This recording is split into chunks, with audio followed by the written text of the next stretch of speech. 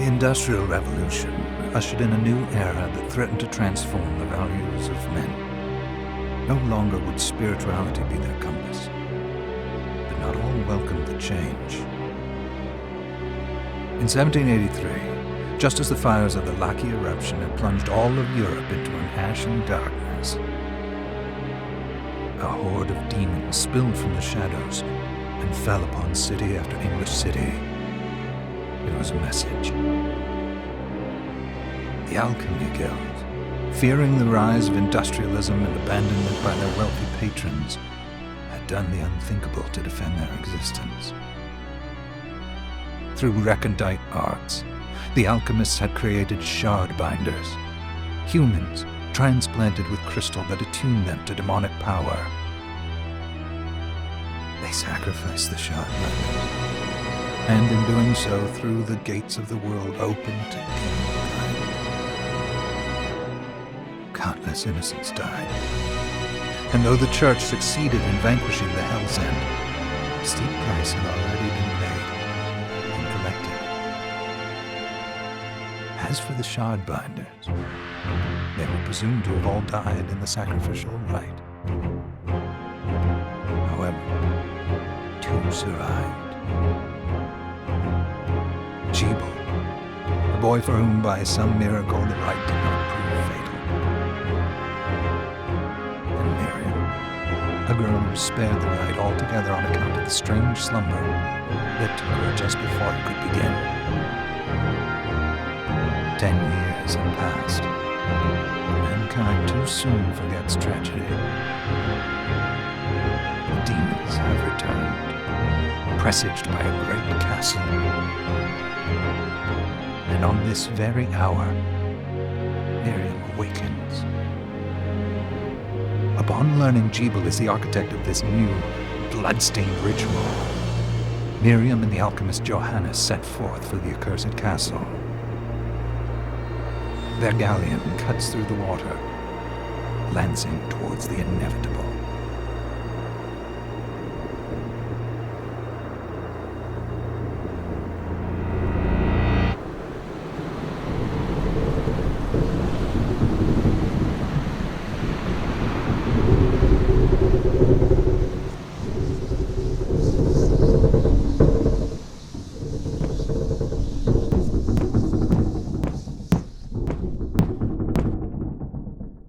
Johannes, are you certain it was... It was Jebel's doing, Miriam. No mistake. It's so hard to believe. I wouldn't even be alive if not for him.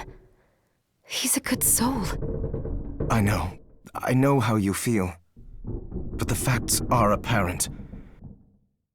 And the hell he endured 10 years ago would break the best of souls. Miriam, I want you to know that I'm sorry. It was their transgression, not yours. You always took care of us. Obviously, not enough. Well, let it go, Johannes. We need to focus on the task ahead. If Jebel is responsible for the summoning, then I have to stop him. I gave him my word. I ought to do it. He was my best friend. But I'm the only one who can. The shard experiments prepared me for combat. Let them amount to something. 10 whole years. What put me in that sleep? I wish I had the answer. All I know is the spell that stopped time for you was advanced.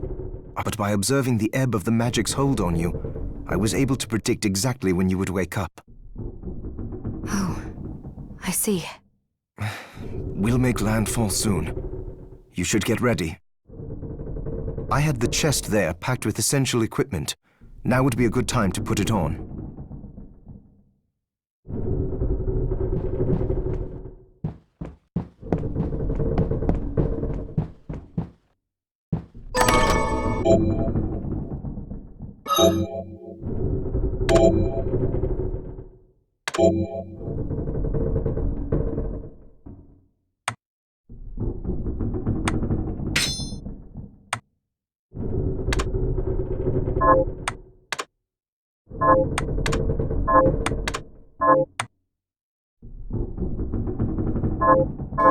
Good.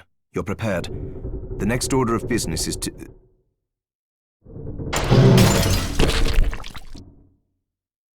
I'll take care of it.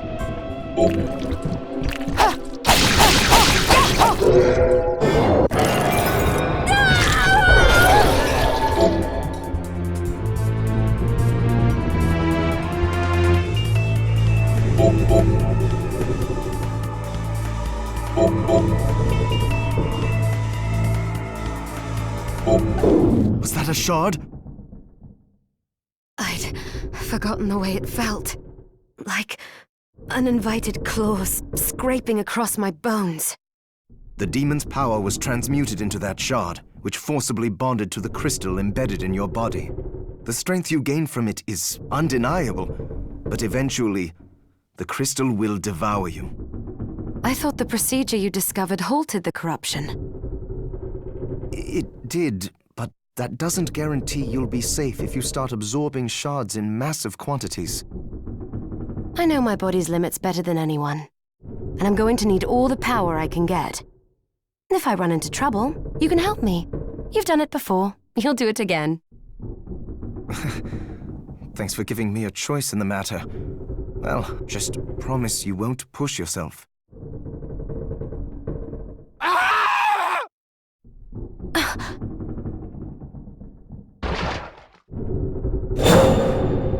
How did they get inside? The demons from the castle must have infested the ship. Then they can help me wake up these muscles of mine. I'll wipe...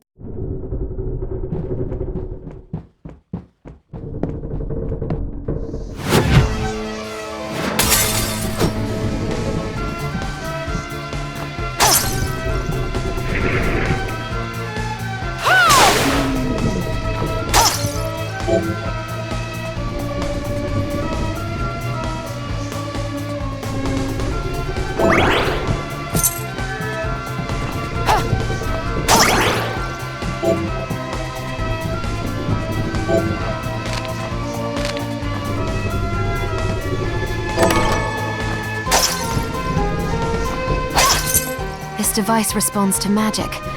Maybe I just need to hold my hand up to it.